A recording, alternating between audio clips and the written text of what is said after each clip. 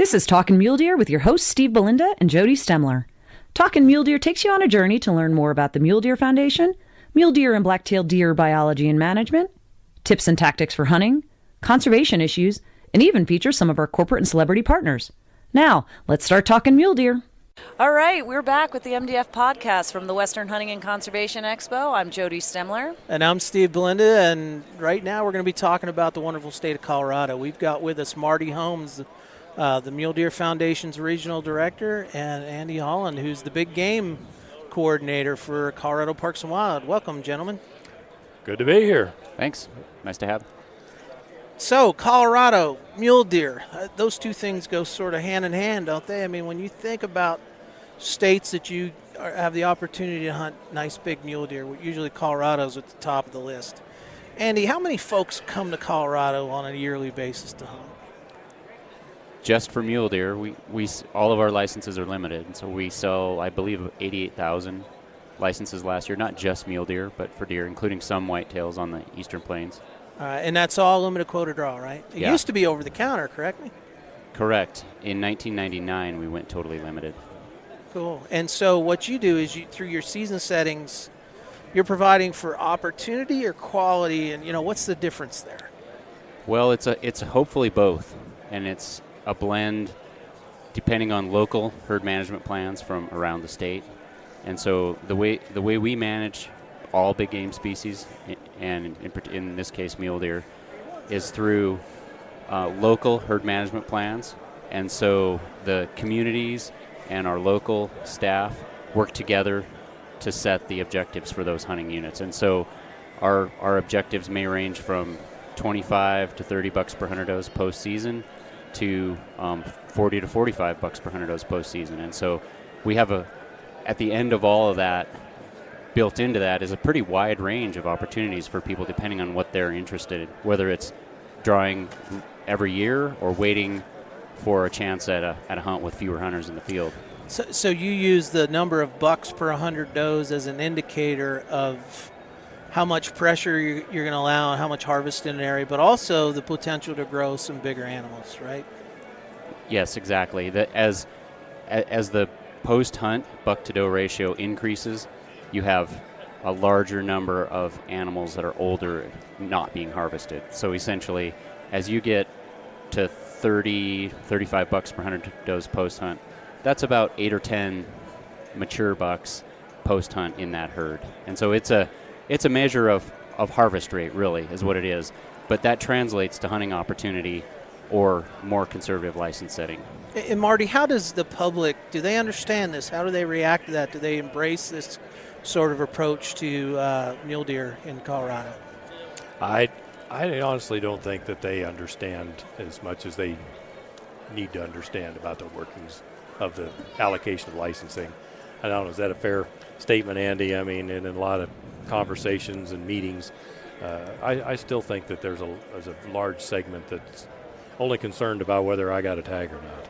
I mean, is that fair? I think it is fair. Actually, we just went through a big internal process to look at our public involvement portion of herd management plans, because most people are really interested in kind of where the rubber meets the road, how many licenses are in the quota and if they're going to draw. And we really want more people involved in the bigger picture herd management planning effort to have input in how we manage these herds. We manage for the public and for the hunters. And so by having more input in the herd management planning portion, that translates to license setting and differential harvest rates and all that stuff that I kind of agree. We have a lot of hunters that do trust that we're managing appropriately for the big game animals in Colorado, but we definitely want them to be more involved in management planning. Now, Jody, I know you're from Colorado and you apply for tags. Do you, given your background in conservation, I believe you understand this stuff, but, is there something we can be doing at the Mule Deer Foundation to help people get more involved? I mean, speak to me as a resident of Colorado. It's hard to say because I do understand what you're going through from a deer management perspective. So our family gets that, but it still can be really hard when you're not drawing that tag year after year, or you're collecting preference points, and the preference point creep goes up and you can't draw that place that you had last year because it drew at 9 and you now have 9 points and now it's drawn at 10. That can be really difficult. But having those opportunities for the public to come in and be part of that process and understand that. So if there's ways that the public, and maybe this is something we need to do down the line as well on podcasts, is talk through about exactly how this process works. It can be tough from, because all you want to do is go out and hunt your mule deer. But at the same time, you also want to see some big animals. You want to have the opportunity to get out there and hopefully harvest a trophy buck. We still have them, but it can be hard when you're not drawing that tag. Yeah, I mean, I see the pictures every year, and Colorado produces some whoppers. But, Andy, I think it was said one time in one of our mule deer working group meetings that people want more bucks and want bigger bucks. Is that a sentiment that you hear all the time? Yeah, I mean, when we survey hunters, you're exactly right.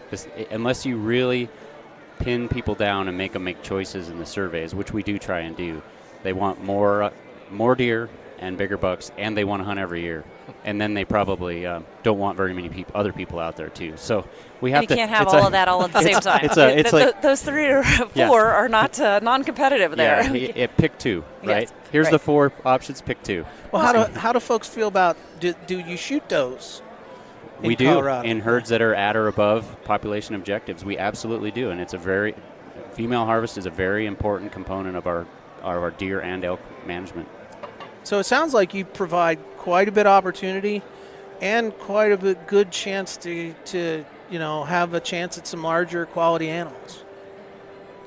Yeah, and again, we have such a wide range of buck-doe ratio objectives around the state that I think if people are willing to take a step back and look at the range and the options they have, they can navigate that. But like Jody said, it's a moving target on the points, and for especially the higher demand, more limited opportunity hunts, demand far outstrips supply, just because there's all these trade-offs that we deal with as wildlife managers and as public and as hunters.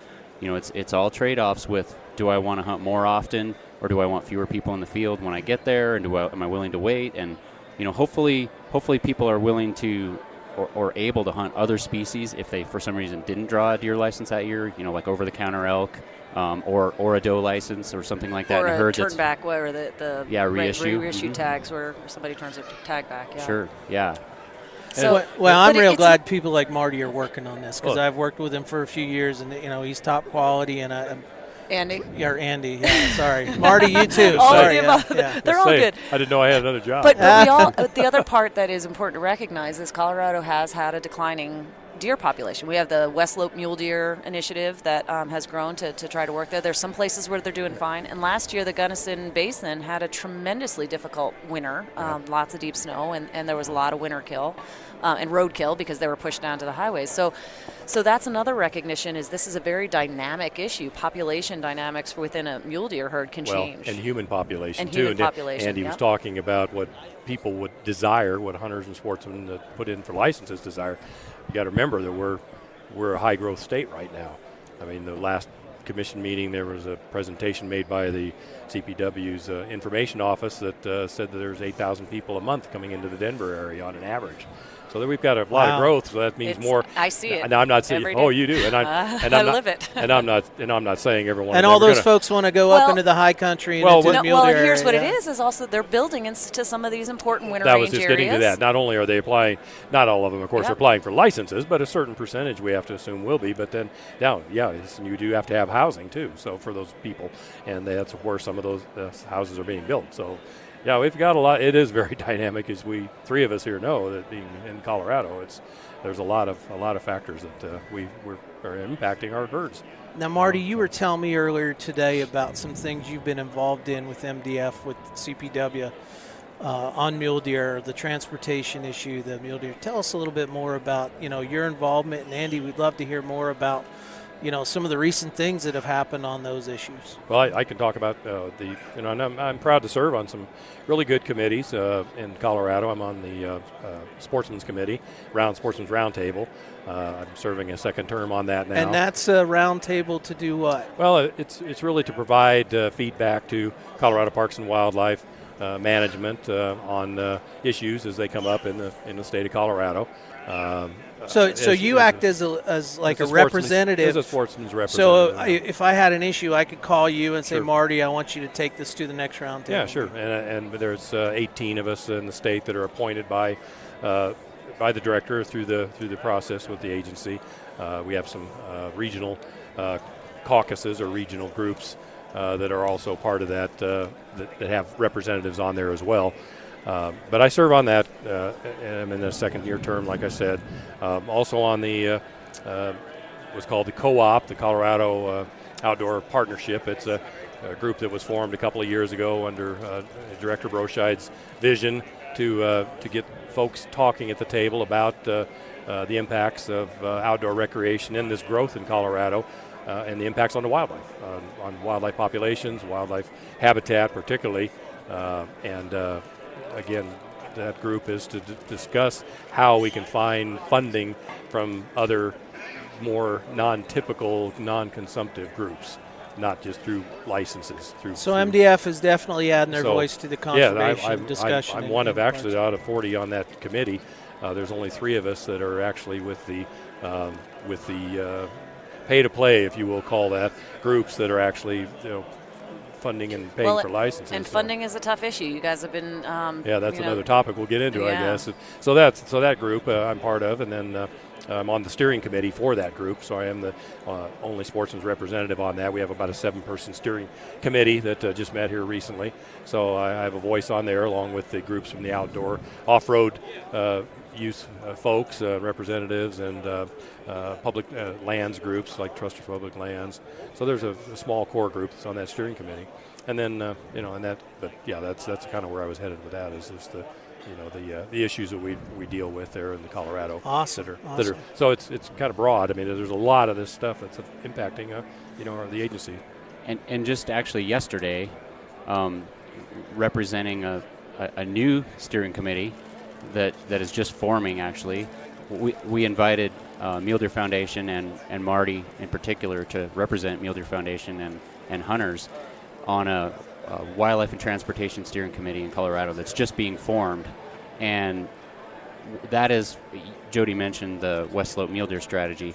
And so one of the key, I think, important things that came out of that West Slope Mule Deer strategy was recognizing a need to improve collaboration between Colorado Parks and Wildlife and Colorado Department of Transportation to the end of reducing highway collisions, improving human safety, and at the same time maintaining connectivity and wildlife corridors through these busy travelways that are just getting busier in Colorado. I mean, it's a need. And so we had a Wildlife Transportation Summit last June that was sort of kicked this whole effort off, and we're keeping this momentum following the Highway 9 overpasses that we're really excited about. Yeah, let's talk about that, because I drive that corridor a lot. We sage-grouse hunt out there and spend a lot of time up in the Northwest corridor part of the state.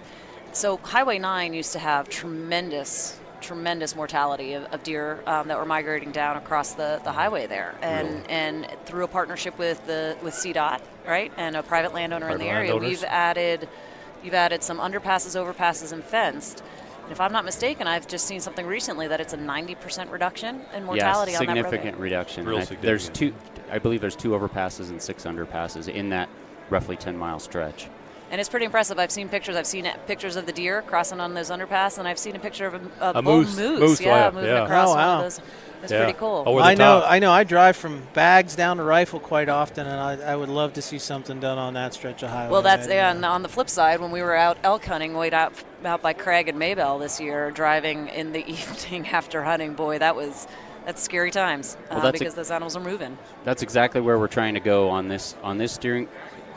There's a steering committee, and then there's a whole bunch of technical committees, and one of those is designed around prioritizing where the crossing structure should go and feasibility, and then public outreach is another one. So it's a big effort that we're really excited about, trying to maintain this momentum and continue these these crossing Well, and they're not structures. cheap. Yeah. It's a very expensive process, and it's got to be, you're trying to identify those very particular areas where that investment of the millions of dollars it takes to do that. Well, it's encouraging that we've had that kind of success we've seen on the Highway 9 project, because at $52 million, it's really nice to know that we've had a 90% reduction of mortalities from initial numbers I've heard. And the human safety aspect Well, as well. absolutely. Of course, Absolutely. we're worried about the wildlife part, but that's why Well, that's why we have CDOT. We're working closely Absolutely. with. Right. Well, you know what excites me about that is you're not just talking about it anymore. You're trying to get to action to address these things No.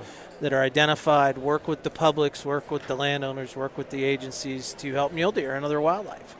And So another hot topic in Colorado, we touched on it briefly, is you guys, your budget's tough. You've had a number of meetings recently talking about the house-strapped yard, which is understandable. Most of your dollars for the wildlife side of it comes from hunter and angler dollars. But it's tough. So you've been going around and talking about a license increase, and I know you're moving forward with that. Can you tell us a little bit about what you learned when you went out and did your outreach groups, your focus groups, and what's going on with that movement right now? Yeah, so we're excited that we have a sustainability bill that should be introduced next week, I believe on the 13th. And When you say sustainability, tell us a little bit. well, I think the technical title is the Future Generations Sustainability Bill. And what it is it's a resident license fee increase for hunting and fishing and park passes. And that is going to roll out, like I said, I think on the 13th. It goes to committee next week. Senate Finance, Yeah. And we're really the bottom line is we haven't had a resident license fee increase since 2005. And all of our costs have gone up, as you can. Well, that's normal. Your I mean, costs everything goes up everywhere, Everything we so. do is costing more, and so just to maintain the same programs that we've had, we essentially need to have an increase in that revenue. Well, and it's important. I mean, I know there's a lot of people who say, well, just because it became Colorado Parks and Wildlife, not the Division of Wildlife anymore, that's part of the issue. And it's not. That's not where the money is. The money crunch is coming from. There's challenges. It's the cost of doing business and doing well and doing right for the sportsmen who are paying into it is a big part of what they need to do. For sure. In fact, the parks and wildlife sides actually maintain separate financing. We have to, for Pittman Robertson funds, we have to keep those funds separate.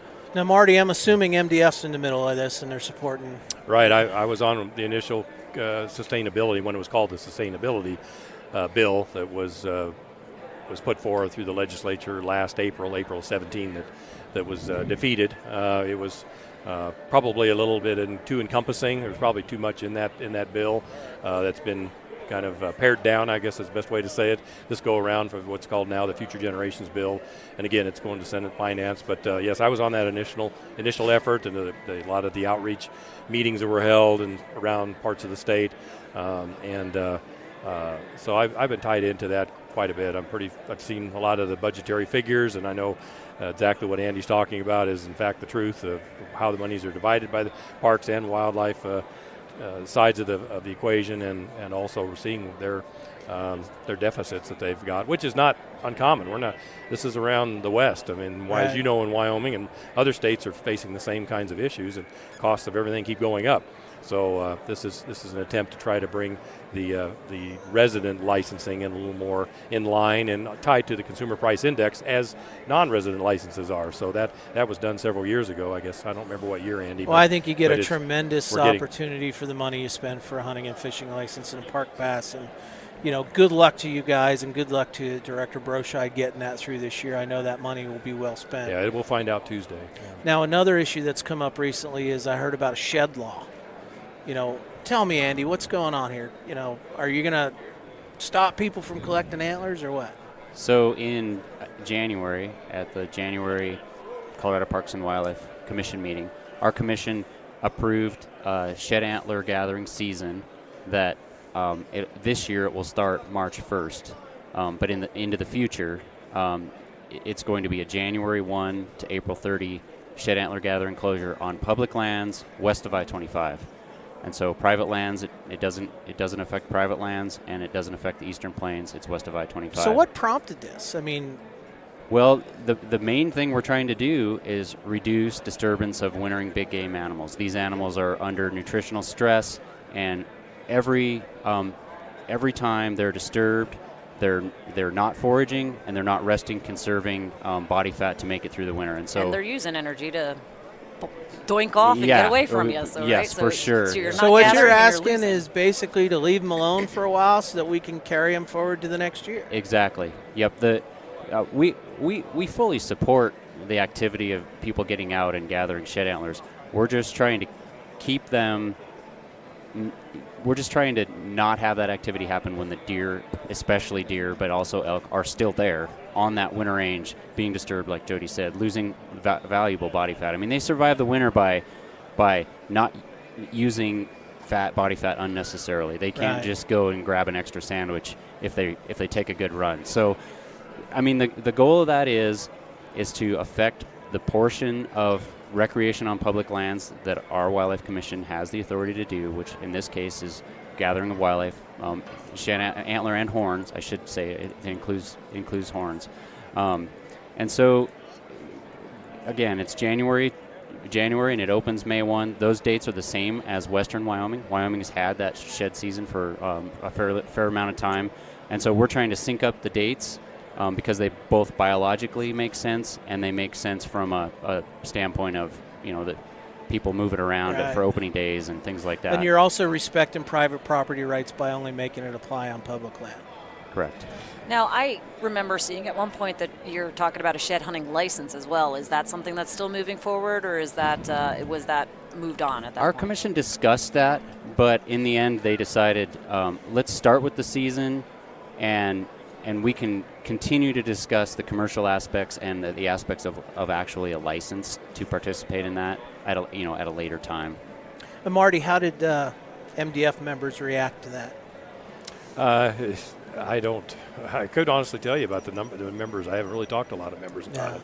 Really haven't. I mean, that's something you'd really have to. It would take us a lot of time to just discuss that with people at banquets. We haven't had a banquet season, so I know that I was up there at the commission meeting, and in fact, Andy was at the back of the room with me, and I went ahead and testified, and along with the other groups that were there, many other similar conservation groups, and saying, yes, this is something that makes sense. It's not like Colorado's the first state to do this. I mean, Wyoming and other surrounding states have the similar dates in place. So it does make sense. I mean, it's not going to do anybody any good to be trying to hunt big game if they're not out there and they haven't survived because of a situation that was created that could have been avoided. So the winter's bad enough. We can't control that. How hard a winter is, but we could sure control. But it seems like it's a small price to pay to ensure the healthy mule deer herds moving forward. And I think that's why largely so far at least we've gotten really good support from people that care about big game animals and they understand the stresses that they go through. Yeah, it's not something that's just been recently documented. And I think part of our concern has been just the increasing popularity. It's one of those things where if a few people do it, so far it hasn't really risen to the level of major concerns for herd health and survival. But it's increasing in popularity. There's getting to be more and more people out, and it just Colorado is growing, like Marty said. It's just getting to the point where things are different. Times have changed, and we're having to try and adapt to protect wintering big game. Well, the techniques are changing too. I mean, it's all the way from 20 years ago. It was a guy out there just walking around, or maybe on horseback, and now we've got horned antler sniffing dogs and drones, and I mean it's gone to a different level, and that has also presented some unique challenges. That probably another reason why this decision was. Well, it sounds like you guys are on top of things down there. Yeah. I got one question for all three of you. Has anyone come off the street and given you guys a hug randomly? Hug a hunter. Hug a hunter. That Hug a Hunter campaign, yep. It's a great campaign. It's a thank you to the hunters and what we contribute to the conservation.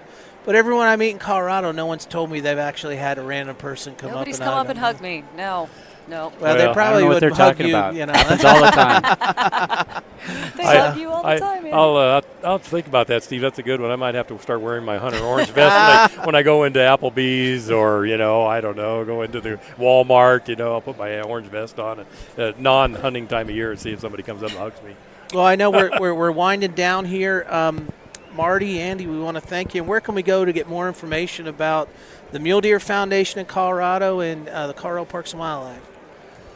Well, our website, you can go to muledeer.org and look on Colorado. You can find my name and contact information there, along with John Nestor, our state chair. Yep, and see where all of your chapters are as well. Yeah, the chapters, and that's probably the best thing.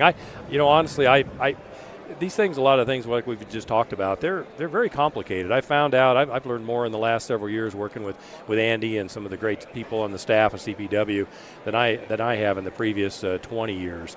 And it's very dynamic, as we've talked about with these topics. The average person today just wants it just in a 30-second sound bite. And these issues are not something you can explain, most of them, in 30 seconds. No. So, yeah. so I would encourage people to call. And with the Mule Deer magazine, every other issue, I have my article in there. I've had some compliments about, the articles and the technical nature of some of the things that I've talked about. Like the issue that'll be coming out next will be from the shed issue and what happened at the January commission meeting. So I prefer to talk to people, and if they're really interested, to take the time to talk to me about it, or Andy, or any of the other people at Parks and Wildlife, because you just can't read this in a real short email But you're available, and we can find your information on the muledeer.org website. That's right. Yeah. Andy, what about Colorado Parks and Wildlife? Yeah, we have a pretty elaborate website that hopefully you can just search and figure out. Should we give out Bob's personal cell phone number here? That wouldn't be good for me, probably. But I mean, and I'd like to extend that same thanks back to Marty, that we can't do this alone. And any of these efforts, like I mentioned, that steering committee with wildlife transportation and the other ones that Marty's serving on, if they're just governmental entities on these committees and these boards and these processes, it just doesn't plug in the whole extent of public that are out there that should be involved. And you guys bring to the table a pretty impressive outreach, communication, awareness. That it's one thing if somebody from the state says, oh yeah, you guys should really pay attention to this. It's important. But it's another thing if somebody like Marty and Mule Deer Foundation is also saying the same thing, and we're on message, and maybe at that point people are like, wow, this is important. I can't just worry about my own hunt or my own effort that I have going on, because everybody's busy. Like, we all have work and family demands, but I think together and through other partners, we can raise awareness for a lot of these things. And I think in the end, once we start working together, they are solvable. So go to the Colorado Parks and Wildlife website or the Mule Deer Foundation website, find the information, outreach, and I would just ask folks listening, get involved, give a little back. It's going to be your efforts, and the three of you in Colorado. I just want to say the future is very bright in Colorado with folks like you working on this issue. So from the expo floor, this is we're going to be signing off now. Andy, Marty, thank you. It's Steve Belinda, and we'll talk to you next time. Thank you, guys. Good talking to you. Yeah, thank you. Thanks for having us. Have a good one. Thanks for talking mule deer with Steve Belinda and Jody Stemler. The Mule Deer Foundation is the only conservation group in North America dedicated to restoring, improving, and protecting mule deer and black-tailed deer and their habitat. MDF is a strong voice for hunters in access, wildlife management, and conservation policy issues. To find out more, visit www.muledeer.org and stay tuned for the next episode of Talkin' Mule Deer.